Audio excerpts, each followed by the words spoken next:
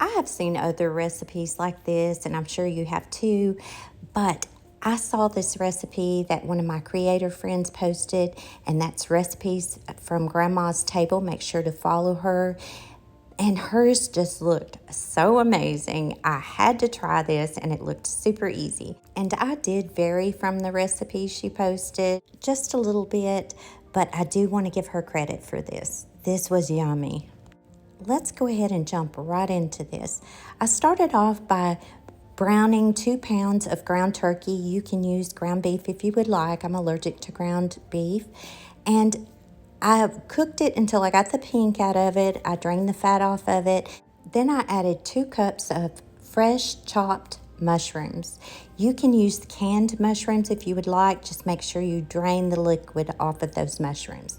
And then once I added that, I put a lid on this, cut my stovetop hour, my burner down to simmer because I want to soften those mushrooms, and finish cooking my ground turkey. That took about maybe 5 minutes, if that. Then we are going to add 1 packet of Lipton onion soup mix to this. Add 1 tablespoon of parsley. And then just a little salt and pepper to taste. Add about 2 to 3 tablespoons of Worcestershire sauce. Let's give this a stir, and we're going to let those flavors blend together and simmer for another 5 minutes. And after those 5 minutes are up, go ahead and add 1 cup of shredded cheddar cheese. This helps your ground turkey or your ground beef to bind together better for this recipe. Let's mix that cheese into that ground turkey or ground beef. Preheat that oven to 375 degrees, and I know it's late. I'm cooking late, y'all. That happens some nights. Now let's oil down a 9x13 baking pan, and I'm just using some olive oil to do that with. You will need 2 cans of crescent rolls for this recipe.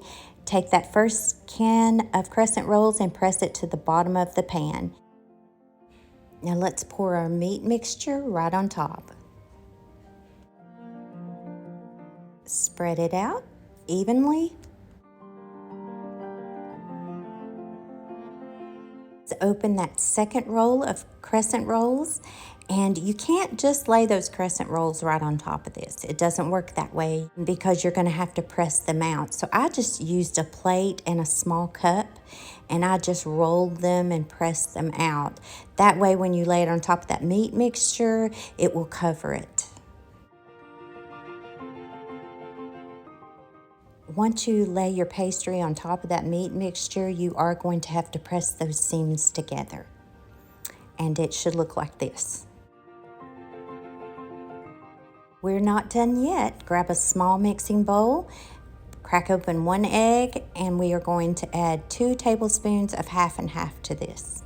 You can use milk, but that's all I had, so I just went with it, y'all. Sometimes you just gotta do that.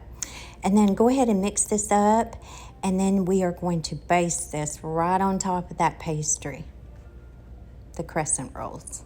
I only used about half of that egg mixture. Now in the oven we go, and I'm gonna set my timer for 15 minutes. Now this could vary depending on your oven, so do keep an eye on this. And voila, 15 minutes later, it's done. Y'all, this was so good. My husband and I thoroughly enjoyed this. And look how perfect it cut out of the pan, and it slices up. This was absolutely delicious. I want to thank Recipes from Grandma's Table for this. And my husband and I decided next time we're going to add some cream of mushroom to this. Or maybe even make a gravy to dip these in. Wouldn't that be good?